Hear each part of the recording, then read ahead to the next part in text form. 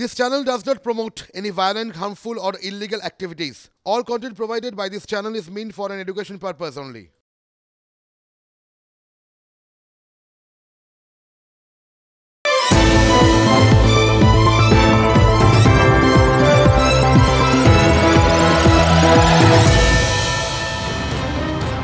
তুমি অধম হলে আমি উত্তম হইব না কেন? মানে দেখুন, যার নাম উত্তম তিনি তো এই কথাটা ওই শেখ শাহজাহান বা শিবু হাজরাকে বলতেই পারতেন, কিন্তু বলেননি। বললে সন্দেশখালীর ওই উত্তম সর্দারকে আজকের দিনটা হয়তো দেখতে হতো না। সন্দেশখালীর উত্তম সর্দার ওই উত্তর 24 পরগনা জেলা পরিষদের সদস্য, তৃণমূলের অঞ্চল সভাপতি, যাকে এই 6 বছরের জন্য জাস্ট এই সদ্য সাসপেন্ড করেছে তৃণমূল। এবার উত্তম সর্দার মানুষকে নাকি মানুষ বলেই মনে করতেন না, মানে এখনও করেন না, হয়তো লোকজনের সাথে দুর্ব্যবহার করেন, এমন সব সাংঘাতিক কথাবার্তা তৃণমূল নেতৃত্বের কানে এসেছিল। এও নাকি বোধহয় কানে এসেছিল যে যখন ওই গত বুধবার সন্দেশখালীতে যখন তৃণমূল কর্মীরা মার খেলেন, মানে যখন উত্তম সর্দার ও উত্তম মধ্যম খেয়ে পুলিশের সহযোগিতায় হাসপাতালে পৌঁছলেন, সেদিনই নাকি উত্তমের বিরুদ্ধে তদন্ত করার জন্য শৃঙ্খলা রক্ষা কমিটি গড়ে দেন অভিষেক বন্দ্যোপাধ্যায়। কারণ শোনা গেছিল আরও বেশ কিছু মহিলাদের বিরুদ্ধেও তিনি বেশ কিছু কাণ্ডকারখানা ঘটিয়েছেন। এই বিষয়গুলো কোথাও গিয়ে তৃণমূলের শীর্ষ নেতৃত্বের কাছে অত্যন্ত অ্যালার্মিং ঠেকেছিল, তাই জন্যই তারা ওই কমিটি করে তার বিরুদ্ধে ব্যবস্থা নিয়েছে আর কি। এবার সেই কমিটিতে কারা ছিলেন? রাজ্যের 3 মন্ত্রী সুজিত বসু, ব্রাত্য বসু আর উত্তর 24 পরগনা জেলা পরিষদের সভাপতি বিধায়ক নারায়ণ গোস্বামী। সেই কমিটি 2 দিনের মধ্যে তদন্ত শেষ করে আজ দুপুরে অভিষেকের কাছে রিপোর্ট জমা দেয়, আর সেই রিপোর্টের ওপর ভিত্তি করেই উত্তমকে সাসপেন্ড করেছে তৃণমূল। কি দ্রুত কাজকর্ম করলো বলুন তো। মানে এই সমস্ত দেখে পুলিশের কিন্তু বোঝা উচিত, শেখাও উচিত। যেখানে খবর পৌঁছলো তৃণমূল নেতৃত্বের কাছে, তৃণমূল নেতৃত্ব নিঃসন্দেহ হয়ে গেলেন যে এই উত্তম অধমের মতো প্রচুর কাজকর্ম করেছে, এবং সেই অনুযায়ী তারা সিদ্ধান্ত নিয়ে নিলেন 6 বছরের জন্য সাসপেন্ড করা। চারটিখানি কথা না। এখন কারোর মনে হতে পারে যে এরকম সাসপেনশন অতীতে আরও কারোর হয়েছিল, তারা আবার যথাসময় ফিরেও এসেছিলেন, এই আরাবুল ঠারাবুলের মতো লোকজন আর কি। কিন্তু তাও একটা সিদ্ধান্ত, তো সিদ্ধান্ত মানে মনে রাখবেন শিলমোহর। এক্ষেত্রে কিসে শিলমোহর পড়ল? ওই অভিযোগগুলোতে। অর্থাৎ ওখানে তিনি তো তখনও তৃণমূলের নেতাই ছিলেন। এবার সেই অবস্থায় তিনি মানুষকে মানুষ বলে মনে করেননি, মানুষকে বিভিন্নভাবে নির্যাতন করেছেন, মহিলাদের বিরুদ্ধে বিভিন্ন রকম মানে কি বলবো হেনস্থা করেছেন আর কি। এবার এই যে কাজকর্মগুলো তিনি করেছেন, এই একটা সিদ্ধান্ত কিন্তু ওই সমস্ত অভিযোগের ওপর শিলমোহর দিয়ে দিল, অন্তত দলীয় স্তরে শিলমোহর পড়ল আজকের পর। এবার বিভিন্ন অভিযোগ তো তার বিরুদ্ধে পুলিশের কাছেও ছিল। দলীয় নেতৃত্ব ওই সেদিন তিনি আহত হয়েছিলেন, তারপর শৃঙ্খলা রক্ষা কমিটি গড়ে এর মধ্যে সিদ্ধান্ত নিয়ে শাস্তি ঘোষণা করে দিল। পুলিশ তাকে উদ্ধার করে নিয়ে গিয়ে হাসপাতালে পৌঁছে দিয়ে তাদের দায়িত্ব সেরে দিল। অথচ তাদের কাছে কিন্তু অনেক দিন আগের থেকেই নাকি অনেক অভিযোগ জমা পড়েছিল, সেগুলো নিয়ে তারা নড়াচড়া করার সাহস পায়নি। কেন পায়নি? কোথাও গিয়ে কি কোনো সুরক্ষা কবচ ছিল? দেখুন, ধর্মতলার ওই ধর্ণা মঞ্চ থেকে অভিষেকের সিদ্ধান্তটা ঘোষণা করলেন পার্থ ভৌমিক, অথচ 4 দিন আগে উত্তম সর্দার কি বলেছিলেন মহিলাদের অসম্মান করার সব অভিযোগ মিথ্যে, পুরোটাই নাকি বিজেপির ষড়যন্ত্র। মানে তার যাবতীয় সেই যে বক্তব্য এবং সেখানে তৃণমূল নেতৃত্বকে মাথায় তুলে রাখার যে একটা ভাবভঙ্গি, সেগুলোতে চিড়ে ভেজেনি। কোথাও গিয়ে তার কোনো বক্তব্যকেই তার মানে তৃণমূল নেতৃত্ব বিশ্বাস করেনি। সিপিএম এবং বিজেপির দালাল এবং যারা সন্ত্রাসবাদী ক্রিমিনাল, তারা আন্দোলন করছে যে আমাদের কালেমা লিপ্ত করতে চাইছে।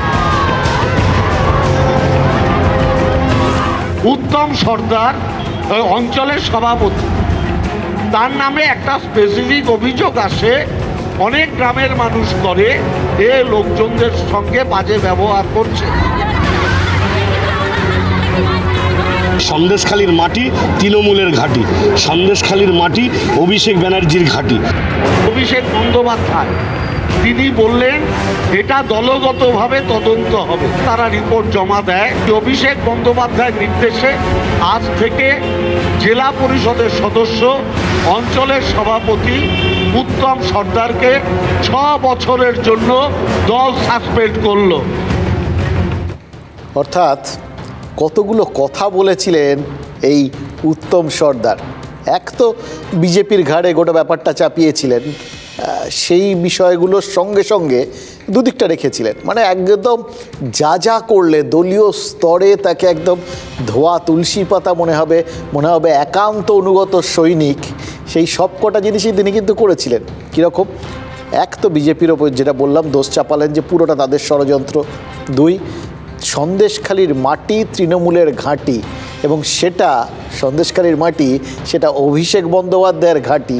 এই সমস্ত বলে একদিকে নিজেকে দলীয় সৈনিক হিসেবে প্রতিষ্ঠা করলেন, অভিষেক বন্দ্যোপাধ্যায়ের একান্ত অনুগত বলে প্রতিষ্ঠা করলেন। কিন্তু ভাবুন তো, এত কিছু বলেও অঙ্ক বসেছিলেন, নইলে আর এই সমস্ত কথাবার্তা বলেন? তার মনে হচ্ছিল যে দলীয় স্তরে এই কথাটা বলে সন্দেশখালি যে কতটা ইম্পর্টেন্ট ভোটের হিসেবেও এই জায়গাগুলো, সেটা বোঝানোর চেষ্টা করেছিলেন। তৃণমূলের কাছে এই জায়গাটার ভোটটা কতটা ইম্পর্টেন্ট, এবং সেইটা তারা আটকে রেখে দিয়েছেন, আগলে রেখে দিয়েছেন সেই ভোটটা, এই বার্তা দিতে চেয়েছিলেন। অভিষেক বন্দ্যোপাধ্যায়ের ঘাঁটি বলে তিনি নিজেকে অভিষেক বন্দ্যোপাধ্যায়ের একান্ত অনুগত, অর্থাৎ কোথাও গিয়ে দলের মধ্যে নিজেকে একটা খুঁটির সঙ্গে যুক্ত করে নিয়েছিলেন, এবং তার সঙ্গে ওই বিজেপির বিরুদ্ধে তোপ দাগা, সেটা তো একটা নিয়ম মাফিক কাজ, সেটাও করে দিয়েছিলেন। পুরোটা দলীয় অনুশাসন মেনে, বর্তমান যে স্টাইল চলছে সেই অনুশাসন মেনে তিনি করেছিলেন, কিন্তু নিজেকে বাঁচাতে পারলেন না। আচ্ছা, উত্তম সর্দারের বিরুদ্ধে ব্যবস্থা নেওয়ার সময়, মানে যে ব্যবস্থা নেওয়ার কথাটা পার্থ ভৌমিক ঘোষণা করলেন, শুনলেন তো, তখন কি তার আরেক পার্থর কথা মনে পড়ছিল? পার্থ চট্টোপাধ্যায় তৃণমূলের প্রথম শৃঙ্খলা রক্ষা কমিটির চেয়ারম্যান ছিলেন, আর তারপর মমতা বন্দ্যোপাধ্যায়ের নির্দেশে ওই শৃঙ্খলা রক্ষা কমিটির চেয়ারম্যান হন সুব্রত বক্সী।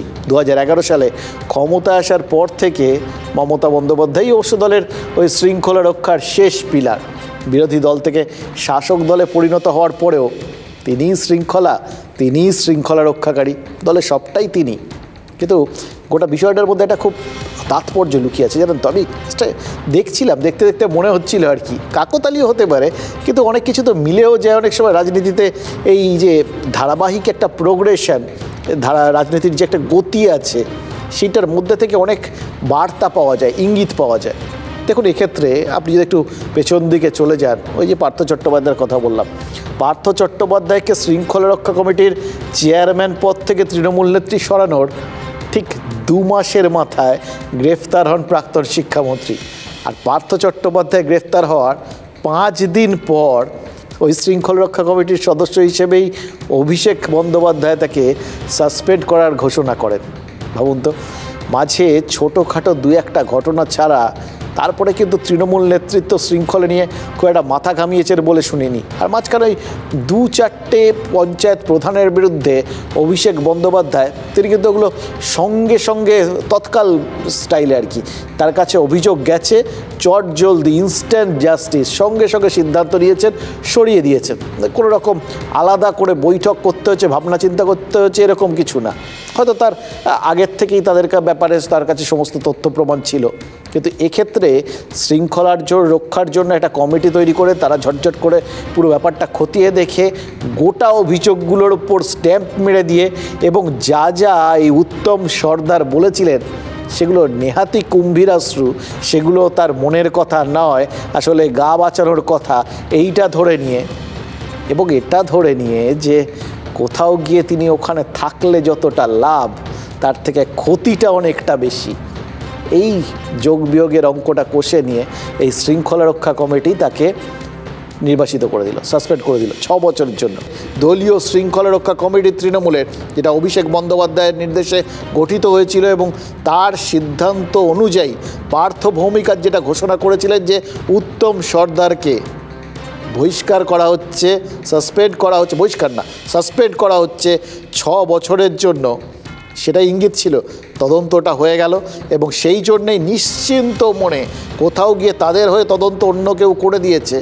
এই গ্লানি না আনন্দ বা দায়িত্ব যেভাবেই ভাবুক না কেন, হয়তো বসিরহাট থানা তারা এই সিদ্ধান্তটা, বসিরহাটের পুলিশ তারা এই ব্যবস্থাটা নিয়ে নিল, তারা উত্তম সর্দারকে গ্রেফতার করে ফেলল। এবার শাহজাহান অনুগামী উত্তম সর্দারকে গ্রেফতার, এটা কিন্তু অত্যন্ত তাৎপর্যপূর্ণ একটা ঘটনা, তাই না? তৃণমূল থেকে সাসপেনশনের পরেই যে তাকে ব্যবস্থা নেওয়া হলো, তার সবথেকে বড় একটা কারণ বোধহয় এই জন্যে, যেগুলো আমরা দেখাচ্ছিলাম, যে মানুষের মধ্যে কিন্তু ওই শুধু কোথাও গিয়ে যে দলীয় স্তরে তিনি নির্বাসিত হলেন, সাসপেন্ড হলেন, তাতেও কিন্তু তাদের মনের মধ্যে তাদের যে ক্ষোভের আগুন সেটা প্রশমিত হচ্ছিল না। কোথাও গিয়ে যে অভিযোগগুলো উঠছিল তাতে কিন্তু দলীয় স্তরে ব্যবস্থা নিলে প্রশাসনের ক্ষেত্রেও ব্যবস্থা না নিয়ে বোধহয় কোনো উপায় ছিল না। পরিস্থিতি কিন্তু এরকমই দাঁড়ায় যখন হাওয়াটা ঘোরে। সবথেকে বড় হাওয়া কিন্তু এই মানুষের গণরোষ, গণজাগরণ। এর বার্তাটা যখন এই পার্টিগুলো জানতে পারে, তখন কিন্তু তারা সরাসরি নিজেরা ইঙ্গিত দিয়ে দেয়। হয়তো আমরা দাবি করছিলাম বা আমরা মনে করছিলাম, ওখানকার সাধারণ মানুষজনও বলছিলেন যে কোথাও গিয়ে তৃণমূল যদি তারা সত্যিই মনে করে উত্তম সর্দার এত বড় একটা অন্যায় করেছেন, যার জন্য তাদের গ্রেফতার, তারা দল থেকে তাকে সাসপেন্ড করলেন, তাহলে তারা কেন কোনো আন্দোলনে নামবেন না? যে এত বড় অভিযোগগুলো থাকা সত্ত্বেও পুলিশ কেন, প্রশাসন কেন তাদের বিরুদ্ধে ব্যবস্থা নেবে না, উত্তম সর্দারের বিরুদ্ধে ব্যবস্থা নেবে না? সেই সুযোগটা যাতে না থাকে সেই জন্যেই পুলিশ কিন্তু ব্যবস্থা নিয়ে নিল। আর এই প্রশ্ন ওঠার কোনো খুব একটা জায়গা রইল না। আমাদের সঙ্গে এই মুহূর্তে আমাদের প্রতিনিধি সুজয় রয়েছেন। সুজয়, ঠিক কী পরিস্থিতিতে, কিভাবে এই বসিরহাট পুলিশ উত্তম সর্দারকে গ্রেফতার করলো? হ্যাঁ দেখো অমৃতম, ঘটনার পর থেকে এই উত্তম সর্দারের বিরুদ্ধে স্থানীয় গ্রামবাসীদের অভিযোগ ছিল এবং তারপর থেকে উত্তম কিন্তু পলাতক ছিল। এবং প্রথম দিন যে মিছিলে হামলার ঘটনাটি ঘটেছিল, সেই হামলার ঘটনাতেই উত্তমকে গ্রেপ্তার করা হয়েছে এবং ঘটনার পর থেকেই পুলিশের দাবি যে তাকে খোঁজ খবর করা হচ্ছিল, খোঁজ চলছিল এবং বিভিন্ন জায়গায় পালিয়ে বেড়াচ্ছিল ছাত্রের সময়। অবশ্যই আজকে সন্ধ্যাবেলা একটা নির্দিষ্ট সূত্র মারফত পুলিশের কাছে খবর আসে যে উত্তম একটি নির্দিষ্ট জায়গায় গা ঢাকা দিয়েছে, সেখান থেকেই কিন্তু তাকে গ্রেপ্তার করা হয়েছে। হামলার ঘটনা, অর্থাৎ প্রথম দিন মিছিলে যে হামলার ঘটনা, সেই ঘটনায়। এবং এদিন একই সঙ্গে বিকাশ সিং নামে একজনকেও পুলিশ গ্রেপ্তার করেছে, পৃথক একটি মামলাতেও গ্রেপ্তার করা হয়েছে এবং দুজনকেই আগামীকাল আদালতে পেশ করা হবে। এবং পুলিশের সূত্রে আমরা জানতে পারছি যে এই উত্তমের বিরুদ্ধে আপাতত সন্দেশখালী থানায় দুটি মামলা রয়েছে। একটি হচ্ছে মিছিলে উস্কানি দেওয়া, হামলা করা, এবং অপর একটি স্থানীয় গ্রামবাসী মহিলারা যারা অভিযোগ করেছিলেন শ্লীলতাহানি সহ বিভিন্ন ঘটনা, সেই মামলাটি রয়েছে। পুলিশের দাবি যে প্রথমে এই হামলার ঘটনা তাকে আদালতে পেশ করা হবে এবং নিজেদের হেফাজতে যাওয়া হবে। পরবর্তীতে কিন্তু তার বিরুদ্ধে এই শ্লীলতাহানির যে ঘটনা রয়েছে বা যে অভিযোগটি দায়ের হয়েছে, সেই ঘটনাটাও তার বিরুদ্ধে, সেই মামলাও তার রুজু হতে চলেছে। অর্থাৎ গ্রামবাসীদের চাপের মুখে পুলিশ অবশেষে নড়ে চড়ে বসলো এবং এই উত্তম সহ যাদের বিরুদ্ধে অভিযোগ ছিল গ্রামবাসীদের, তাদের বিরুদ্ধে অবশেষে চাপের বসে পুলিশ কড়া ব্যবস্থা নিচ্ছে, সেটাই কিন্তু আজকের ঘটনায় প্রমাণিত হলো। এবং যেটা তুমি বলছিলে, এই জায়গাটায় তোমায় একটু থামাচ্ছি, একটা জাস্ট প্রশ্ন, যে ধরো এর আগে সুজয় যখন এর আগের দিন যে ঘটনায় গ্রামবাসীদের ওপর হামলা হয়েছে একটা মিছিল থেকে, সেই মিছিলের নেতৃত্বে ছিলেন উত্তম এবং সেই সময় গ্রামবাসীরা কিন্তু তাকে আক্রমণ করেছিলেন, আহত অবস্থায় এই উত্তমকে থানায়, হাসপাতালে নিয়ে যায় পুলিশ। অথচ এই ওখানকার থানায়, স্থানীয় থানায় উত্তমের নামে বেশ কিছু অভিযোগ তার আগের থেকে জমা ছিল। এই তারপরেও পুলিশ তাকে হাতে পেয়েও তাকে হাসপাতালে পৌঁছে দিয়েছে, হেফাজতে নেয়নি। কিন্তু আজকে যখন দলীয় স্তরে তাকে সাসপেন্ড করা হলো, এটাই কি গ্রিন সিগন্যাল, নাকি এটা পুলিশের ক্ষেত্রে বাড়তি চাপ হয়ে দাঁড়ালো? দেখো পুলিশের দিক কাছে কিন্তু দুদিক থেকে চাপ ছিল। একদিকে তুমি যেটা বলছো গ্রিন সিগন্যাল, অর্থাৎ দল যখন তার মাথার উপর থেকে হাত তুলে নিল, ফলে পুলিশের কাছে কিন্তু কার্যত কোনো বাধা রইল না তাকে গ্রেপ্তারের ক্ষেত্রে। তার পাশাপাশি ওই এলাকায় গ্রামবাসীদের তরফ থেকে কিন্তু একটা প্রবল চাপ প্রশাসনের উপর, মূলত পুলিশ প্রশাসনের উপর তৈরি হচ্ছিল এই উত্তমকে গ্রেপ্তারের জন্য। ফলে দুই ক্ষেত্রে চাপ এবং তার পাশাপাশি দল বা প্রশাসন, দল বা তার শাসক দলের তরফ থেকে যখন তাকে সাসপেন্ড করা হলো, পুলিশের কাছে রাস্তাও স্পষ্ট হয়ে গেল এবং সেই কারণেই দেখা যাচ্ছে যে তার পরবর্তীতে যেদিন সাসপেন্ড, তার পরবর্তীতে গ্রেপ্তার। মহিলাদেরকে নিয়ে গেছেন এখান থেকে, আমার বাড়ির পাশের থেকে মেয়েদেরকে রাত 12টার সময় বাইকে তুলে নিয়ে গেছে। খুশি না কেন? ওনার শাস্তি চাই, ওনার ফাঁসি হোক সেটাও চাই, কেন মহিলা হিসাবে যে মহিলাদের উপরে যা অত্যাচার হয়েছে, ওনার ফাঁসি হলেও ওর কম হবে। এই যে বক্তব্যগুলো শুনলেন, খেয়াল করে দেখুন, প্রত্যেকে মহিলা এবং প্রত্যেকে খোলা মনে তাদের মনের বক্তব্যটা সামনে তুলে নিয়ে আসছেন, এবং সেই বক্তব্যগুলো কি ভয়ঙ্কর বলুন তো। যখন তখন আসতো, যাকে খুশি তুলে নিয়ে যেত, মানে গোটা ব্যাপারটা কি মুক্তাঞ্চল, তাদের নিজেদের আইন শৃঙ্খলাই সেখানে শেষ কথা, উত্তম সর্দাররাই সেখানে শেষ কথা। উত্তম সর্দার তো আবার শেখ শাহজাহানের বাঁ হাত না ডান হাত জানি না, মোদ্দা কথা দুটো হাত এই শিবু হাজরা এবং উত্তম সর্দার। মানে এই ত্রয়োস্পর্শ যুগে যা খুশি তাই হতো। আমাদের চেনা আইন শৃঙ্খলা, আমাদের চেনা পুলিশ প্রশাসন, তাদের কোনো ভূমিকা ওখানে থাকতো না। হয় না কি নয়তো আমাদের রাজ্যে, আমাদের দেশের মধ্যে একটা অংশ, একটা ছোট্ট জায়গা, সেখানে এরকম এত সিনেমা দেখি, সেই 16-এর সময় থেকে দেখে এসছি। ভিলেনরা এরকম করতো ঠরতো, তাদের একটা কোথাও পাহাড়ের মধ্যে লুকিয়ে টুকিয়ে থাকতো, সেই জায়গায় তারা যা খুশি তাই করতো। কাছাকাছি 2-4টে গ্রাম, ওই বাচ্চাদের বলতে হতো সোজা, নেই তো গব্বর সিং আ জায়গা। সেই রকম পরিস্থিতি তো মশাই, যে এই কথাগুলো শুনলেন, কথাগুলো বিশ্বাস করা যায় এটা আমাদের রাজ্যে, আমাদের একটা অঞ্চলে হচ্ছে, মুক্তাঞ্চল। এবং আমাদের রাজ্যে, যে রাজ্যটা গর্ব করে আমাদের শাসক দল থেকে শুরু করে সরকার সবাই বলেন, এনসিআরবি যদিও সেটা নিয়ে অনেক রকম বক্তব্য আছে, ন্যাশনাল ক্রাইম রেকর্ডস ব্যুরো, যে সেখানে আইন শৃঙ্খলার দিক থেকে, মহিলাদের ওপর অত্যাচারের ক্ষেত্র থেকে, সমস্ত কিছুতে দেশের মধ্যে বাংলা হচ্ছে সেফেস্ট। এই তার নমুনা। এই যাবতীয় সরকার, শাসক দলের যাবতীয় দাবিকে, যাবতীয় গর্বকে বিরোধীরা যা খুশি বলুন যে এখান থেকে সমস্ত তথ্য যায় না, ওই জন্য এনসিআরবিতে একদম পরিষ্কার স্লেট আমাদের এখানকার এ রাজ্যের। কিন্তু রাজ্য প্রশাসন তো সেটা মনে করে না, তারা মনে করেন এটা তাদের কৃতিত্ব, তারা সেভাবে করেছেন। এই উত্তম সর্দার শাসক দলের একজন কর্তা ব্যক্তি হয়ে তিনি কি যাবতীয় শাসক দলের, সরকারের যাবতীয় দাবি, যাবতীয় গর্বের জায়গাটাকে ভেঙে চুরমার করে দিলেন। আর তারপরে এই বক্তব্যগুলো শোনার পরে আমি নিশ্চিত তৃণমূল নেতৃত্ব তারা প্রবল বিরক্ত হয়েছেন এই উত্তম সর্দারের ওপর। বুঝতে পেরেছেন যে এদের জন্য তাদের নিজেদের গর্ব, তাদের ইমেজ কোন জায়গায় গেছে। দেখুন, দুটো জিনিস সবসময় মানুষের মধ্যে না সব থেকে বেশি আঘাত করে। এক, যদি পেটে লাথি পড়ে, আর দুই, ইজ্জতে হাত পড়ে। এর আগে অনেক কিছু হয়ে গেছে, অনেক রাজনৈতিক লড়াই হয়েছে, সেইগুলো একদিকে।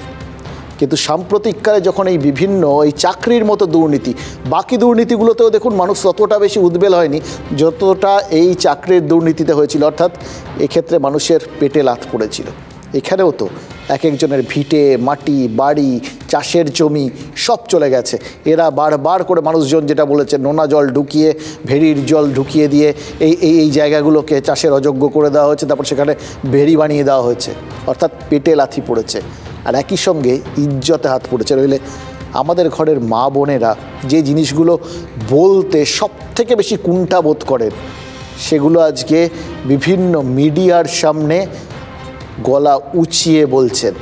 কোথাও গিয়ে তাদের যাবতীয় মানে কি বলবো, মানসিক শৃঙ্খলা, মানসিক সংযম, মানসিক ভয়, দ্বিধা, দ্বন্দ্ব সব কেটে গেছে। আর তাদের খাড়ানোর কিছু নেই তারা মনে করেছেন। শুধু বুঝেছেন এখন যদি গোটা বিষয়টা তারা তুলে না ধরেন, ভবিষ্যতে পরের পর বাড়িতে একই জিনিস হবে, এবং এরা এরকমভাবেই এই জায়গাটাকে মুক্তাঞ্চল বানিয়ে রাখবে। একটা সুযোগ পেয়েছেন তারা গোটা বিষয়টাকে সবার সামনে সর্বসমক্ষে তুলে ধরেছেন বলেই তৃণমূল কিন্তু বুঝতে পেরেছে যে গোটা জায়গাটায় মানুষজনের কাছে তাদের ইমেজটা কীরকম হচ্ছে। সেই জন্যই তারা কিন্তু একে সাসপেন্ড করেছেন। দেখুন, তৃণমূল নেত্রী, তৃণমূলের সাধারণ সম্পাদক দুজনেই কিন্তু খুব ইমেজ সচেতন। সেই জন্যই অর্পিতা মুখোপাধ্যায়ের ফ্ল্যাট থেকে নোটের পাহাড় উদ্ধার হওয়ার পর পার্থ চট্টোপাধ্যায়কে সাসপেন্ড করতে এতটুকু দেরি করে তৃণমূল, কারণ বুঝেছিল তারা এরপর পার্থ চট্টোপাধ্যায়ের ভাবমূর্তি বলে আর কিছু অবশিষ্ট থাকবে না। তার সঙ্গে যদি সংসর্গ থাকে, হয়তো দলের ভাবমূর্তি ক্ষতিগ্রস্ত হবে। তাই পার্থ চট্টোপাধ্যায়ের সাথে দূরত্ব তৈরি করেছিল। সেই একই প্রেসক্রিপশন তো সন্দেশখালীর এই উত্তম সর্দারের জন্য লিখে দিয়েছে তৃণমূল। উত্তমের জন্য দলের ভাবমূর্তির ক্ষতি হতে পারে, এটা বুঝেই তো তাকে সাসপেন্ড করা হয়েছে। এটা বুঝেছেন বলেই তো গতকাল সন্দেশখালীর তৃণমূল বিধায়ক ওই সুকুমার মাহাতো বলেছিলেন যে উত্তম সর্দার যে 40,000 টাকা ধার নিয়েছেন বলে সন্দেশখালীর মানুষ বলছে সেই টাকা উত্তম ফেরত না দিলে তৃণমূল ফেরত দেবে। তখন পর্যন্ত কিন্তু কোথাও গিয়ে এই উত্তমের বিভিন্ন কাজের দায় তার মানে দল নিতে তৈরি ছিল। সেটাই তো এই বিধায়কের বক্তব্যে পরিষ্কার, দল দিয়ে দেবে মানে তারা মনে করছে এটা তাদের দায়। ওইখানে উত্তম যেটা নিয়েছিলেন সেটা ফেরত দেওয়ার দায় তিনি না দিলে দলের। ভাবমূর্তির ক্ষতি হচ্ছে, এটা না বুঝলে কেন খামোখা উত্তম সর্দারের ঋণের ভার দলের কাঁধে নেবে, তাই না? কিন্তু এবার যে জায়গাটায় গোটা বিষয়টা পৌঁছলো, সুকুমার মাহাতো বলেছেন দলের ভাবমূর্তি যে নষ্ট করবে তার বিরুদ্ধে ব্যবস্থা নেওয়া হবে, কিন্তু তার আগে যেটা বলেছিলেন তার মানে কোথাও গিয়ে এই যার অভিযোগগুলো উঠছে, যে অভিযোগগুলো এখন সামনে রয়েছে, যেগুলোকে ঘিরে সন্দেশখালী উদ্বেল, সেই অভিযোগগুলোর দায় দল কিন্তু আর নিতে রাজি নয়, এটা বোঝা যাচ্ছে।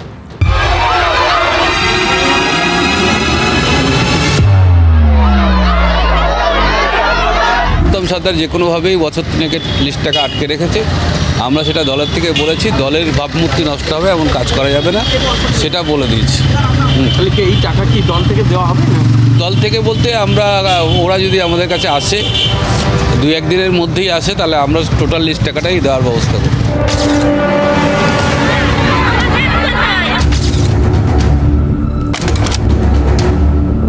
না, ঠিক আছে, দলের অন্যায় যে করবে দল তার পাশে নেই। উত্তম সর্দার যেটা পাওয়া গেছে টাকা দেয়নি মানুষের, এবং উত্তম সর্দার অভিযোগ এসছে, দল তাকে বহিষ্কার করেছে, সাসপেন্ড করেছে, বহিষ্কার করেনি। জাতীয় শিডিউল কাস্ট কমিশনের ডেপুটি চেয়ারপারসন অরুণ হালদার আজ বলেছেন খুব তাড়াতাড়ি নাকি শাহজাহানের বিরুদ্ধে এনআই অ্যাক্টে মামলা শুরু হবে। তাহলে বুঝতে পারছেন, এনআই অ্যাক্টে মামলা মানে যে কোনো সময় গ্রেফতার তো বটেই, কেন্দ্রীয় স্তরে দেশদ্রোহী স্তরে ব্যাপারটাকে নিয়ে যাওয়া হবে। এই সমস্ত অভিযোগের সঙ্গে তখন কি আর তৃণমূল নিজের সম্পর্ক রাখতে চাইবে? তখন কি আর নিজেদের ভাবমূর্তি বাঁচাতে দূরত্ব আর বাড়াতে চাইবে না? এই বললাম, লাভ ক্ষতির অঙ্কে যে মুহূর্তে প্লাস মাইনাস হয় তখনই কিন্তু দল নিজের ইমেজের জন্য যে ব্যবস্থা নেওয়া দরকার, নিজেদের পজিটিভে রাখতে যা ব্যবস্থা নেওয়া দরকার সেগুলো নিয়ে নেয়। মহিলাদের ধরে ধরে নিয়ে যে অত্যাচারগুলো করছে এবং টার্গেট করে তপশিলি সম্প্রদায়ের মহিলাদের যে অত্যাচার করছে, আর সেই জন্যই আমরা ওদের কাছে জানতে চেয়েছি কত মহিলাদের উপর রেপ হয়েছে, কত লোকের বাড়ি ঘর ওরা দখল করে রেখেছে। এই রিপোর্টগুলো আমরা ওরা চেয়েছি, এবং ঠিকঠাক রিপোর্ট না দিলে অ্যাকিউজড পারসন যারা আছে তাদেরকে যে অ্যারেস্ট না করে তাহলে ফুল কমিশনকে ভিজিট भी করতে পারে, আর ওখানে ওদের বিরুদ্ধে সরকারি কানুনি যে ব্যবস্থা আছে সেটা আমরা পুরো কমিশন বসে ঠিক করব। हमारा पास ऐसा रिपोर्ट आया जो देशद्रोही का जो काम बनता है एनआई एक्ट में उनका कार्रवाई चालू हो रहा है। ইডি শাহজাহানের বাড়িতে গেছিল, আর সন্দেশখালীর বাঘের বাহিনী ইডি আর কেন্দ্রীয় বাহিনীকে মেরে ধরে ফেরত পাঠিয়ে দিয়েছিল। তার সপ্তাহখানেক পরে ইডি ফের সন্দেশখালীতে গেছিল, কিন্তু প্রস্তুত হয়ে। মানে তখন আমাদের মনে হচ্ছিল যে এতদিন পর কেন যাচ্ছে। একটাই সম্ভাবনা ছিল, আপনাদের সাথে শেয়ার করেছিলাম যে নিশ্চয়ই বাহুবল দেখাতে এসছে, নিজেদের মনোবলটা যেটা হারিয়ে এসেছিল মারধরকে সেটা ফিরিয়ে নিয়ে যেতে এসছে, এবং প্রতিপক্ষের মনোবলটা ভাঙার ব্যবস্থা করে এসছে। এখন দেখুন, সত্যিই যদি কেন্দ্রীয় এজেন্সির বাহুবল প্রমাণ করতে ওই এনআইএ তদন্তের নির্দেশ দেওয়া শাহজাহানের বিরুদ্ধে, তাহলে কিন্তু সন্দেশখালীর বাঘ আরও বেকায়দায় পড়বে। তাকে তখন বাঁচাবে কে? কোন খাঁচায় পুরে সন্দেশখালীর বাঘকে কেন্দ্রীয় এজেন্সির হাত থেকে বাঁচানো যাবে, বা কোন অভয়ারণ্যের ব্যবস্থা করা যাবে? খুব মুশকিল তখন। এই কারণ অভিযোগগুলো ভয়ঙ্কর, এবং সেই অভিযোগগুলো যদি কোনোভাবে কোথাও গিয়ে মান্যতা পায়, তার দায়, তার দাগ, তার প্রভাব অনেকের গায়ে লাগতে পারে। গায়ে লাগা মানেই তো চিরবির করে জ্বলবে। আজ সন্দেশখালীতে গিয়েছিল বিজেপির প্রতিনিধি দল, 144 ধারা জারি আছে এই এলাকায়, 4-5টা একদম দুর্গ করে রেখে দিয়েছিল পুলিশ। এই জন্যই পুলিশ তাদেরও ঢুকতে দেয়নি। তাদের বলা বক্তব্যই ছিল এটা, 144 ধারায় ঢুকতে দেওয়া হবে না, আইন শৃঙ্খলা পরিস্থিতি নিয়ন্ত্রণে রাখার জন্যই এই সিদ্ধান্ত, পুলিশ জানিয়েছে। এবার মৌসুমি আর টুম্পা কয়াল সহ কামদুনির প্রতিবাদীরাও সন্দেশখালীতে ঢোকার পারমিশন পায়নি। কিন্তু এবার এইখানে তো এদের আটকে দিয়েছে, পুলিশ তো আটকে দিয়েছে। হ্যাঁ, বারবার প্রশ্ন উঠছে যে ওই যে কাল রাত্রেও আক্রমণ হয়েছে বলে যে অভিযোগগুলো এসছিল আর কি, সেইগুলোও কেন পুলিশ আটকাতে পারেনি? কিন্তু তারপরে পুলিশ অন্তত এই রাজনৈতিক নেতাদের আটকেছে, এই 144 ধারা আছে বলে। আগামী সোমবার কিন্তু শুভেন্দু অধিকারীর নেতৃত্বে বিজেপির বিধায়করা সন্দেশখালীতে যাবেন বলে ঠিক করেছেন। সেদিন কি হবে? এত লম্বা 144 ধারা, অথবা তার থেকেও বড় কথা, পুলিশকে তো সেগুলো বলে বোঝাতে হবে, আটকাতে হবে। আটকালেই তো আবার ভয়ঙ্কর কাণ্ড হয়ে যেতে পারে। বিরোধী দল নেতা আজ বলেছেন নন্দীগ্রামের কায়দায় নাকি সন্দেশখালীতে অপারেশন চালাচ্ছে তৃণমূল। সন্দেশখালীতে বন্দুক হাতে গুন্ডাদের দেখা গেছে, সেই ছবি চারিদিকে ছড়িয়ে পড়েছে। যেভাবে নন্দীগ্রামে অপারেশন সূর্যোদয়ের নামে পুলিশের ভিড়ে চটি পড়া রাজনৈতিক ক্যাডারদের পাঠানো হয়েছিল বলে সেই সময় মনে পড়ছে তৃণমূল নেতা শুভেন্দু অধিকারী অভিযোগ করেছিলেন। এখন তো তিনি রাজ্যের বিরোধী দল নেতা, সেই একই অভিযোগের মতো করে তিনি সেম বিষয়গুলো নন্দীগ্রাম প্রসঙ্গ এনে বুঝিয়ে দিতে চাইছেন যে সময়ের বিবর্তন হয়েছে। হারানো জমি পুনরুদ্ধারের রাজনীতির যে স্টাইল, যে স্ট্র্যাটেজি, তার কোনো পরিবর্তন বা বিবর্তন হয়নি।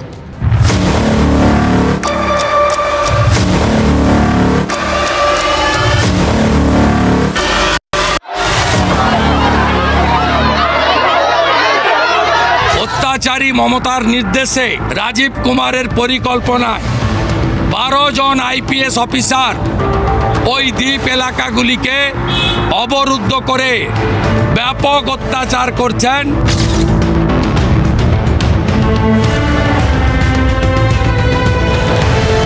হাতরাসে কি করেছিলে বাবু? বিভিন্ন জায়গায় কি করেছো? দিল্লিতে কি করেছো? 144 ধারা কোনো পলিটিক্যাল ডিসিশন হয় না, এটার মধ্যে হস্তান্তরের কি? আমরাও তো 34 বছর ধরে আন্দোলন করি, প্রচুর জায়গায় 144 ধারা করেছে। পুলিশ তৃণমূল যেহেতু ফেল করেছে, অর্থাৎ পুলিশ এখন তৃণমূলের বর্ম হয়ে গিয়ে দাঁড়িয়েছে। 144 কেউ লড়তে পারবেন না। এতদিন কোথায় ছিলে বাবা? 144 ধারা জারি করা হয়েছে। আপনারা 4 জনের বেশি কোন রকম ভাবে একসাথে জমায়েত করবেন না। এলাকা দখলের জন্য সেই সিপিএম এর কায়দায় চটি পরা ক্যাডার আর খাকি পোশাকের পুলিশ ডিজি তারানিয়া, অরুণ গুপ্তারা যা করেছিলেন, এরা একই কাজ ওখানে করছেন।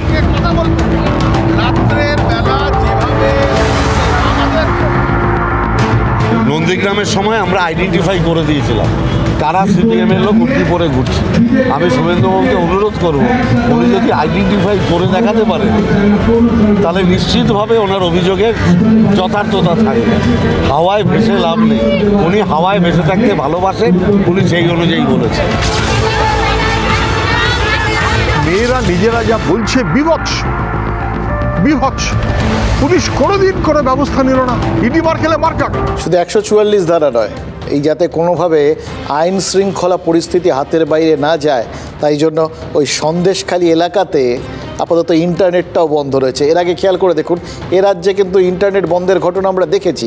হাওড়া বা উত্তর 24 পরগনা বিভিন্ন ঘটনার পরিপ্রেক্ষিতে তখন ইন্টারনেট বন্ধ করেছিল প্রশাসন।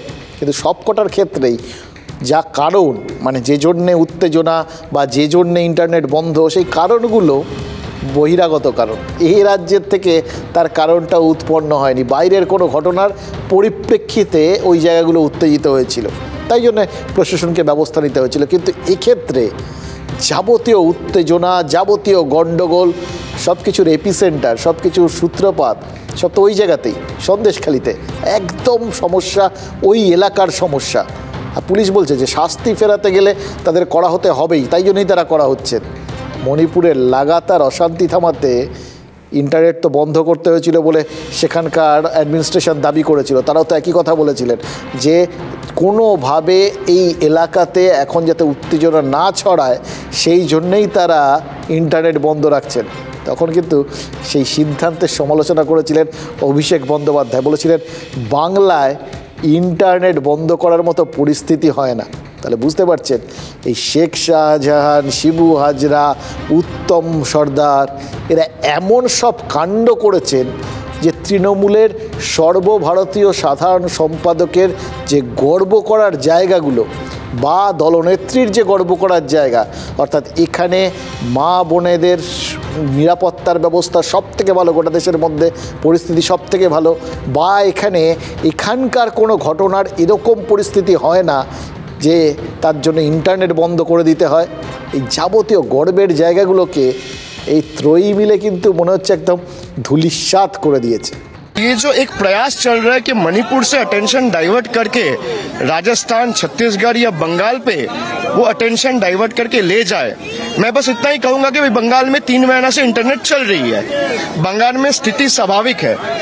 आपको अगर लगता है कि बंगाल में स्थिति खराब है और मणिपुर में बेहतर है, अब मणिपुर में इंटरनेट चलवा दो। তৃণমূল কংগ্রেস বছরের পর বছর লুট করেছে, পাপ করেছে, এখন সেই পাপের প্রায়শ্চিত্ত করবে বাংলার মানুষ এরকমভাবেই। কোথাও ইন্টারনেট বন্ধ হয়ে থাকবে, কোথাও রাস্তা খোলা হয়ে থাকবে, কোথাও আইন আদালত বলে কিছু থাকবে না, ওখানে গুন্ডারা এলাকা কন্ট্রোল করবে। এটা দুর্ভাগ্যজনক, সন্দেশখালীর বাচ্চাগুলোর জন্য দুর্ভাগ্যজনক। আজকের পড়াশোনা অনেক অংশেই ইন্টারনেট নির্ভর, ইউটিউব নির্ভর, মোবাইল নির্ভর হয়ে গেছে, কিন্তু দুর্ভাগ্যজনক হলেও এটা সত্যি। সুতরাং বুঝতে পারলেন কীভাবে দলীয় নেতৃত্বকে লজ্জিত করেছেন এই শেখ শাহজাহান, উত্তম সর্দাররা, শিবু হাজরারা।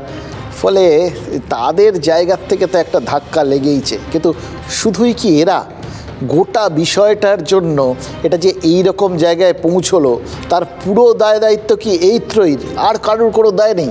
কি করে তারা এই জায়গাটায় পৌঁছতে পারলেন? একদিনে কি তারা এই গোটা বিষয়গুলো করলেন?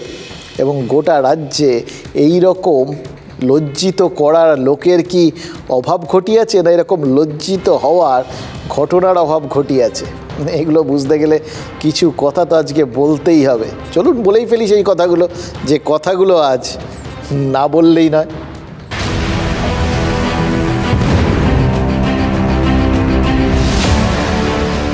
রামায়ণের অরণ্যকাণ্ডের কথা মনে আছে? চিত্রকূট বনবাস যাপনের সময় একবার দেবী সীতার পায়ে কাঁটা ফুটেছিল। দেবর লক্ষণ তা সযত্ন এবং সশ্রদ্ধায় বার করে নিয়েছিলেন, উপরে নিয়ে এসেছিলেন। কারণ রাম সীতার স্বামী, গুরুজন, সীতা তাকে চরণ স্পর্শ করতে দেবেন না। তবে মতুয়া সংঘাধিপতি শান্তনু ঠাকুরের পথের কাঁটা আজ এক গুরুজনই সরিয়ে দিলেন, সস্নেহে সযত্নে। এক আলোচনা চক্রে কেন্দ্রীয় স্বরাষ্ট্রমন্ত্রী অমিত শাহ ঘোষণা করে দিলেন যে লোকসভা নির্বাচনের আগেই নাগরিকত্ব সংশোধনী নিয়ে নোটিফিকেশন হয়ে যাবে। তার মানে নিজের মতুয়া সমাজ আর নিজের ভোটারদের শান্তনু ঠাকুর এবার বলতে পারবেন যে তাদের ভারতীয় পাসপোর্ট পেতে কোনো সমস্যা হবে না। 2019-এ নাগরিকত্ব সংশোধনী আইন পাশ হয়েছিল, দেশ জুড়ে তার প্রতিবাদ হয়েছিল, বাংলায় অশান্তি হয়েছিল। মুখ্যমন্ত্রী মমতা বন্দ্যোপাধ্যায় রাজনৈতিকভাবে বারবার প্রত্যেক সভায় তার প্রতিবাদ করেছেন, সিএ কার্যকর করতে না দেওয়ার শপথ নিয়েছেন, সংখ্যালঘু ভোট ব্যাংককে আশ্বস্ত করেছেন। কিন্তু সেই জায়গাতেই আবার এসে পৌঁছলেন কেন্দ্রীয় স্বরাষ্ট্রমন্ত্রী। একদম পয়েন্ট ব্ল্যাঙ্ক ওই একই কথা তিনি কিন্তু বলে চলেছেন। এবার বিরোধী দল এখন অবধি এগুলোকে বলে চলছে যে এগুলো সেই নির্বাচনের সময় কুমির ছাড়া দেখানোর মতো ঘটনা। বারবার ভোটের সময় এগুলোকে ঝেড়ে ঝুড়ে বার করা হয়, ভোট হয়ে গেলেই এবার ধামাচাপা পড়ে যাবে। সত্যি কি হবে? যেভাবে নোটিফিকেশনের কথা বলেছেন তারপরে কি এগুলোকে আর এড়িয়ে যাওয়া যাবে? এনআরসিও করতে দেব না, আর কাকা করতেও দেব না। আর বাংলায় মনে রাখবেন, গরিব মানুষ বঞ্চিত হবেন না।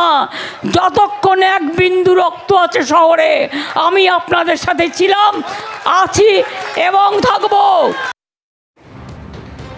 দেখুন, ভোটের আগে অনেকেই তো অনেক কিছু দেয়। এই সন্দেশখালীর ঘটনায় হয়তো আপাতত গোটা বিষয়টা একটু ধামাচাপা পড়ে রয়েছে, কিন্তু যে ঘোষণাগুলো হয়ে গেছে তার তো বাস্তব। অর্থাৎ কোথাও গিয়ে এই যে মুখ্যমন্ত্রী বিভিন্ন ঘোষণাগুলো করেছেন, সে লক্ষ্মীর ভাণ্ডার হোক বা কর্মশ্রী হোক, সেগুলো তো দেওয়ার কথা ঘোষণা করেছেন।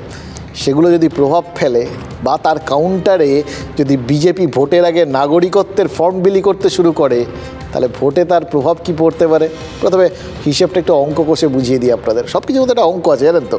ধরুন, রানাঘাট বনগাঁ লোকসভা কেন্দ্রে মতুয়া ভোট প্রভাবশালী ফ্যাক্টর। এবার উত্তর 24 পরগনার নদিয়ার মতুয়া সমাজ, সেটাও তো বেশ শক্তিশালী। আর 40টা বিধানসভা কেন্দ্রে মতুয়া সমাজই অনেকটা ডিসাইডিং ফ্যাক্টর। এবং নর্থ বেঙ্গলেও কিন্তু তারা রয়েছেন। ভোটের আগাম পূর্বাভাস করতে চাইছি না, কিন্তু নাগরিকত্ব প্রদান শুরু হলে তার প্রভাব শুধু মতুয়া প্রভাবিত আসনগুলোতে পড়বে না, সেই আসনগুলোকে ধরলেও বাংলার ওপর নিচ মিলিয়ে অনেকগুলো জায়গায় পড়বে, কিন্তু শুধু তাতে না, বাংলার অন্য আসনগুলোতেও ভোটারদের কাছে একটা বার্তা যাবে। সেটা কি বিজেপির জন্য এই ভোটটায় এক্স ফ্যাক্টর হতে চলেছে? আমরা আমাদের যিনি এক্সিকিউট করবেন তিনি বলে দিয়েছেন 2 কোটি হিন্দু বাঙালি এক কাপড়ে বাংলাদেশ থেকে পালিয়ে এসেছে শুধু হিন্দু ধর্ম রক্ষা করার জন্য। চোর মমতা শুনে রাখুন, 500,000-এ কাজ হবে না। প্রত্যেক নির্বাচনের আগে শুনি, তারপর আবার দেখি হলো না। দেশের আইন দেশে লাগু হবে, আর এটা কারোর নাগরিকতাকে ছিনিয়ে নেবার নয়, নাগরিকতা দেবার আইন। অমিত শাহ মাননীয় স্বরাষ্ট্রমন্ত্রী তিনি ভোটের আগে আবার সিএর কথা বলে প্রমাণ করে দিলেন যে আসন্ন লোকসভা নির্বাচনে মানুষের রুটি কাপড়া আর মাকান উন্নয়ন নিয়ে মানুষের পাশে দাঁড়াবার জায়গায় বিজেপি নেই। সিএ বা নাগরিকত্বের প্রশ্নটা ওদের কাছে ভোটের প্রশ্ন। 5 বছর ধরে 2019 সালের পর 5 বছর হয়ে গেল, এতদিন করেননি, এখন বলছেন ভোটের আগে করব। সংসদে 2 কক্ষে আজ শেষ বক্তব্য রেখেছেন প্রধানমন্ত্রী নরেন্দ্র মোদী, সেখানে আগামী 25 বছরের কথা বারবার তার বক্তব্যে উঠে এসেছে, লম্বা প্ল্যান করছেন বলেছেন তিনি। এবার জম্মু কাশ্মীরে অনুচ্ছেদ 370 বিলোপকে তার সরকারের একটা বড় সাফল্যের তালিকায় তিনি রেখেছেন, রিফর্ম, পারফর্ম, ট্রান্সফর্মের কথা বলেছেন, কিন্তু লোকসভা নির্বাচন নিয়ে কোনো দ্বিধা তার বক্তব্যে নজরে আসেনি, বরং অন্য একটা অনুষ্ঠানে বেশ কনফিডেন্সের সঙ্গে বলেছেন যে তার 3য় দফায় ভারত 3য় বৃহৎ অর্থনীতি হবে, এবং বলেছেন তার মধ্যে কেউ হুঁশিয়ারির সুর দেখতেই পারেন যে ভোটের পর আরও বড় সিদ্ধান্ত নিতে চলেছে তার সরকার। এটা যখন বলছেন তার মানে ওই এবারের ভোটটা নিয়ে যে কোনো সংশয় নেই এটা পরিষ্কার করে দিচ্ছেন। বা সেটা যদি মাথায় থাকে তাহলে কিন্তু এটা তো একটা মনস্তাত্ত্বিক লড়াই, হয়তো বিরুদ্ধ প্রচার যারা করবে তারাও সুর চড়ানোর আগে দুবার ভাববে। और मैं आपको गारंटी देता हूं हमारे तीसरे टर्म में देश इकोनॉमी में दुनिया में नंबर 3 तक पहुंच जाएगा। और साथियों आप ये भी तैयारी रखिए, मैं कोई चीज छिपाता नहीं हूं, हर एक को तैयारी करने का मौका भी देता हूं,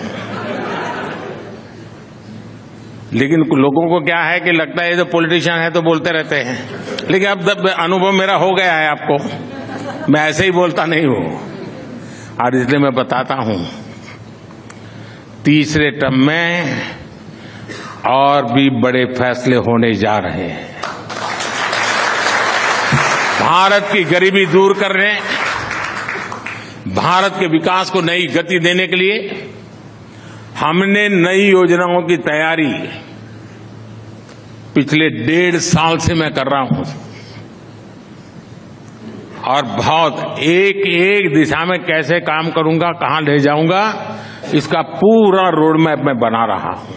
দেখুন, প্রধানমন্ত্রীর বক্তব্যের মধ্যে এটা অন্যরকম একটা বিষয় আছে। আপনি যদি একদম নিরপেক্ষ দূরত্বে দাঁড়িয়ে ভাবেন তাহলে বুঝতে পারবেন সামনে ভোট আছে, এটা তার মাথার মধ্যে আছে, এবং তিনি নিজের যে একটা মনস্তাত্ত্বিক প্রভাব সেটা ভোটারদের ওপর বিস্তার করার চেষ্টা করছেন, যাতে তাদের অন্তত শেষ মুহূর্তে গিয়ে ভোট দেওয়ার সময় আঙুলটা ইধার উধার না করে, তারা মনস্থির করে যেতে পারে। এই প্রচারটাই তো সব রাজনৈতিক দল করে, সবাই চান নিজের মতো করে এই ভোটারদের মনের ভেতর ঢুকে পড়তে এবং তাদের দিকে তাকে নিয়ে আসতে। কারণ একটা জিনিস খুব পরিষ্কার এই রাজনৈতিক নেতাদের কাছে, দেখুন, নর্মালি জল ঠল ছাড়া যেরকম হাঁড়ির ভাত ফোটে না, তেমনি ভোট ছাড়া নেতাদেরও ভাত জোটে না। মানে এটা কিছু নিচের স্তরের নেতার জন্য যেরকম ঘটনা, বাকিদের ক্ষেত্রে ভাতটা ধরুন ক্ষমতা, নেতাদের খাদ্য সেটা তো ক্ষমতা, এর বাইরে আর কিছু আছে নাকি? তারা ক্ষমতার বাইরে থাকতে পারেন না, ক্ষমতা থাকলে সব আছে আর কি। আর নিচের তলার লোকেরা তারা অবশ্য সেই নেতারা ক্ষমতা বোঝেন না, তারা অন্য কিছু বোঝেন। এবার ধরুন দেবের মতো একজন সুপারস্টার অভিনেতা টার্নড নেতা বা নেতা টার্নড অভিনেতা, কোনটা জানি না, এরা নিজেদের চরিত্র বদলি খুব ভালো করতে পারে। যেরকম একটা সিনেমাটার থেকে আরেকটা সিনেমায় গেলেই এদের চরিত্রগুলো বদলে যায়, এরা রাজনীতিতেও প্রতি মুহূর্তে নিজেদের চরিত্র বদলান। এই যে দেব ধরুন, নর্মালি তার ভাত নিয়ে তো কোনো রকম প্রশ্ন উঠবে না, এর জন্য তার রাজনৈতিক নির্ভরতা থাকার কথা না। কিন্তু তিনি কি বলেছিলেন? তিনি বলেছিলেন এই রাজনীতি এটা আর আমি নিতে পারছি না। এই রাজনীতিতে যারা চোর নয় তাদের প্রমাণ করতে হবে যে তারা চোর নয়, তারা চুরি করছেন না, কিন্তু যারা চুরি করেন তারা বহাল তবিয়তে থাকেন। অর্থাৎ যে রাজনীতির থেকে তিনি দূরে সরতে চাইছিলেন, নিজের ইমেজটাকে বাঁচাতে চাইছিলেন, সেই রাজনীতিটাকে তিনি কিভাবে দেখিয়েছিলেন? তখন বলেছিলেন এই রাজনীতিটা চোরময়, তাই তো দাঁড়ায় মানে তিনি ওখানে থাকতে চাইছেন না, এখানে তারাই থাকে যারা চুরি করে। পরিষ্কার বাংলা মানে এইটা দাঁড়ায়। সেই জায়গাটাতেই আজ তৃণমূলের সর্বভারতীয় সাধারণ সম্পাদক আর তৃণমূল নেত্রীর সাথে বৈঠকের পর তিনি বেমালুম ডিগবাজি খেলেন। দেখুন, এই জায়গাটায় দাঁড়িয়ে আপনাকে মানতে হবে দেব কিন্তু নেতা হয়ে গেছেন, নেতাদের কাছে ডিগবাজি খাওয়াটা কোনো বিষয় নয়। এবং তার থেকেও বড় কথা, যখনই সামনে কোথাও কাদার ছিটে ফোটা ইধার উধার ঘুরে বেড়াচ্ছে দেখেন, তখনই তারা কিন্তু নিজেদের একটা দূরত্বে সরিয়ে নিয়ে আসেন, এমন ভাব সাধারণ মানুষের সামনে তুলে ধরার চেষ্টা করেন যে তারা নিজেদের ভাবমূর্তিটাকে বাঁচানোর চেষ্টা করছেন। সামনে গেলে ওই যে কাদা ছড়াছড়ি চলছে, ওগুলো তার গায়েও লাগবে, তার ইমেজের মধ্যেও কালো দাগ পড়ে যাবে। তিনি সেটা হতে দিতে চান না, তিনি ব্যতিক্রমী। কোথাও গিয়ে তিনি এই যে ইমেজ সচেতনতার জায়গায় যে কথাগুলো বলেছিলেন, তখন কি তিনি প্রমাণ করতে চাইছিলেন আসলে তিনি দৈত্যকুলে প্রহ্লাদের মতো এসবের মধ্যে থেকেও তিনি নেই? ঠিক যেরকম করে পরবংশ বলেছিলেন যে ওই কাদা পাঁকের মধ্যে থেকে দুধটা শুষে নিতে হবে, তিনি কি সেই মোক্ষ লাভ করে গেছেন? এই কনফিডেন্সটা আসার পর তাই জন্যে তিনি আবার ফের ঢোক গিলে ভোটে দাঁড়াতে রাজি হয়ে গেলেন? নাকি এ আঠা এমন আঠা একবার লাগলে ছাড়ে না? আমি আজকে একটাই কথা বলবো, যেটা আমি লাস্ট যখন এয়ারপোর্ট থেকে বেরিয়ে বলেছিলাম কি আমি চাইলেও যে আমি বেরিয়ে যাবো বা আমি দাঁড়াবো না সেটা হবে না। দিদির মতামত খুব ইম্পর্টেন্ট। আজকের জন্য একটা লাইনই বলতে পারবো বা বলতে চাই কে যা বুঝতে পারছি, যা দেখতে পাচ্ছি, আমি রাজনীতি ছাড়লেও আমার মনে হয় রাজনীতি আমাকে ছাড়বে না। কাঁচকলা হবে, কাটালে আমরা 2 লাখ ভোটে জিতবো। সব মোদিজির বাইরে কেউ ভোট দেবে না, কেউ পাগল নয় দেশটাকে ইউক্রেন আফগানিস্তান করে দেবে। কিন্তু এবছর কেন্দ্র আর রাজ্য সরকারের যে দুটো বাজেট, কেন্দ্রের ভোট অন অ্যাকাউন্ট, রাজ্যের বাজেট, এই দুটো দেখলেই কিন্তু দেখবেন সেই দুটো এবার কিন্তু ব্যতিক্রম। ভোটের বছর বলেই কিনা কে জানে, ব্যতিক্রমী একটা চিত্র। রাজ্য সরকারের বাজেটে ডিএ ঘোষণা রয়েছে, আরও 4% ডিএ বাড়ানোর কথা বলে দিয়েছে রাজ্য, যদিও তাতে মানে যে ব্যবধানটা কেন্দ্রের সাথে বিশেষ কমেনি, মাত্র 4% কমে এখনও 30-এর ওপর রয়েছে, আর সেটা নিয়ে যথারীতি আন্দোলনটা চলবে এটা বুঝতে পারছি, কিন্তু দিয়েছে তো। এবং তার সঙ্গে সঙ্গে দেখুন যে ওই লক্ষ্মী ভাণ্ডারে যে বরাদ্দ 500 থেকে ডাবল 1000 হয়ে গেছে, হাতে গরম টাকা মশাই, তার সঙ্গে 50 দিনের কাজ, তার মধ্যে আবার ওই যারা 100 দিনের কাজ করেছিলেন তাদের জন্য টাকা মিটিয়ে দেওয়া, আবাসের টাকা মিটিয়ে দেওয়া, সব সরকার করবে, রাজ্য সরকার করবে, এরকম ঘোষণা করে দেওয়া, মানে দেওয়ার একদম ঢালাও বন্দোবস্ত। কেন্দ্রীয় সরকারও কিন্তু ওই আম জনতার জন্য কোথাও গিয়ে ওই দানই করেছে, হয়তো ওই যেহেতু ইন্টারিম বাজেট সেখানে সরাসরি কোনো ঘোষণা হয়নি, কিন্তু তারপর এই যে শুনলাম ইপিএফ মানে এমপ্লয়িজ প্রভিডেন্ট ফান্ডে সুদ বাড়ছে, এতে তো আমাদের আপনার আমার সবার লাভ। আমরা তো এই একটাই আমাদের করি আর কি, এই কিছু হলেই আমরা ওই প্রভিডেন্ট ফান্ডের দিকে তাকাই, কতটা বাড়লো। শেষ জীবনে এটাই তো একমাত্র ভরসা। সেই ইপিএফের সুদ 8.25% হলে দেশের অসংখ্য সরকারি বেসরকারি কর্মীর মুখে কিন্তু হাসি ফুটবে। এখানে ডিএতে হয়তো কিছু সরকারি কর্মী খুশি হবেন, এখনও অখুশির পরিমাণ অনেক, কিন্তু এই যে পিএফের টাকা বাড়লো তাতে কিন্তু সবার মুখে হাসি। সেই হাসি ভোট বাক্সে বিজেপির মুখে হাসি ফোটাবে, নাকি রাজ্য সরকার কর্মীদের জন্য 4% ডিএ বা এই যে বিভিন্ন লক্ষ্মীর ভাণ্ডারের টাকা বাড়লো বা কর্মশ্রী হলো, এগুলো অনেক বেশি মানুষের মুখে হাসি ফোটাবে? অঙ্ক চলবে। বাংলায় কোনটা বেশি এফেক্টিভ হবে বলুন তো? মানে ধরুন পূর্ব মেদিনীপুরের মহিষাদলে ডিএ বৃদ্ধির জন্য মমতা বন্দ্যোপাধ্যায়কে ধন্যবাদ জানাচ্ছিলেন কয়েকজন সরকারি কর্মী, আর তখনই কর্মচারী সংগঠনের এক নেতার মুখ ফসকে এমন একটা জিনিস বেরিয়ে এলো না, তাতে মনে হচ্ছে কোথাও গিয়ে মমতা বন্দ্যোপাধ্যায়কে ওই বিজেপিকে টপকানোর জন্য যে মানে কনস্ট্যান্ট লিডটা বাড়িয়ে যাওয়ার জন্য, ব্যবধানটা অক্ষুণ্ণ রাখার জন্য যে স্পিডে দৌড়ানো দরকার, সেইখানে তার দলকে টেনে ধরে আছে ওই 34 বছরের বাম শাসন। যতই তিনিও বলেন বিভিন্ন ক্ষেত্রে বিভিন্ন জায়গায় রাজ্য পিছিয়ে যাওয়ার জন্য আজকেও রাজ্যের যা কিছু গণ্ডগোল, সেই সব কিছু এগুলো সব ওই 34 বছরের বাম শাসনের দায়, তাদের জন্যই সব কিছু হচ্ছে। কিন্তু বাম শাসন আরও অনেকগুলো ক্ষেত্রে মনে হচ্ছে তাদের ওপর ভার বাড়িয়ে দিয়েছে, তাদের স্পিডটা তাতে কমে যেতে পারে। কিন্তু মানে এই যে নেতার কথা আপনাদের এখন দেখাবো, তার মধ্যে অভিনন্দন জানাতে গিয়েও বাম শাসনের প্রভাব স্পষ্ট। ফলে একটা দ্বৈত সত্তা আমরা দেখতে পেলাম। এই দ্বৈত সত্তা আরও অনেককে ভোট বাক্সে যদি মাথার মধ্যে কাজ টাজ করে বা তাদের মধ্যে লুকিয়ে থাকে, তাহলে কিন্তু ভোট বাক্সে গিয়ে এক্স্যাক্টলি কী হবে, যে সিকিউরড সে অ্যাকচুয়ালি সিকিউরড কি না সেটা বলাটা কিন্তু খুব মুশকিল হয়ে যাবে।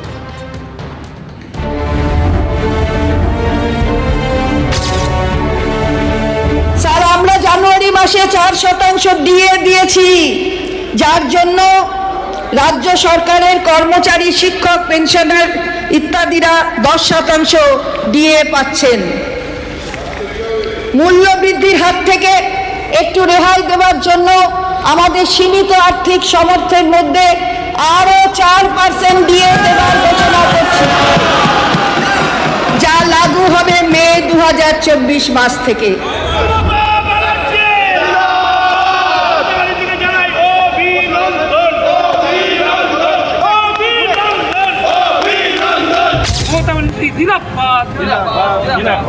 মমতাময়ী মমতা ব্যানার্জি জিন্দাবাদ, মমতাময়ী মমতা ব্যানার্জি জিন্দাবাদ,